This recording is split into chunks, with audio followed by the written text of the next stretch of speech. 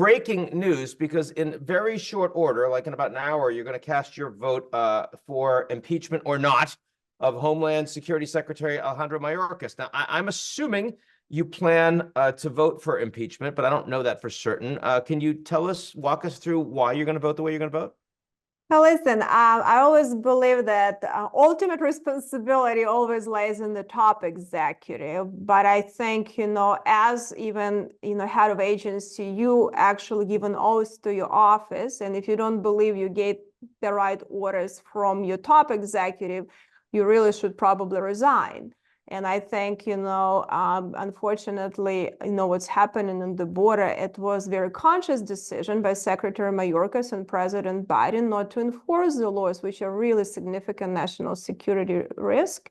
And I think, we don't do it very often, but on these issues like that, it's, considering how material it is, we really need to send the message and that we cannot allow executives not to do their duty to the public. This would be the first cabinet secretary to be impeached in modern times. I mean, are you just happy to be a part of history here? I'm not getting excited about that. Unfortunately, that is not a very good situation. I actually very concerned seriously what's happening in the border. And I hope it will kind of bring some message and actions from administration to do something, but I'm not sure if politics is going to be prevailing this year again, unfortunately. In very short order, you're going to cast your vote in the House impeachment of Homeland Security Secretary Mayorkas. I assume, it's safe for me to assume, that you're going to vote against. I'm wondering if you could tell me what this says about the priorities of the House right now. Well, the House Republicans are known as the Chaos Caucus. They can't really do anything. Impeaching Mayorkas, I think it'll be the only second time in history that a cabinet officer was impeached if they can get the votes. And there's no basis for it. As you know, the basis for impeachment is treason, bribery, or high crime and misdemeanor.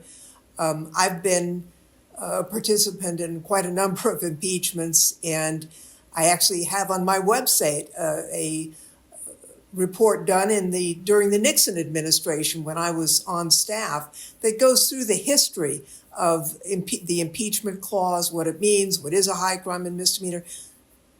Even if the Republicans don't like Mayorkas, it has nothing to do with meeting the constitutional standards. It's a complete waste of time. So can we say impeachment is kind of broken as a process now for the Congress as a check on executive power? Well, I don't know. I mean, the Senate clearly is not going to take this up. They know it's just a sham.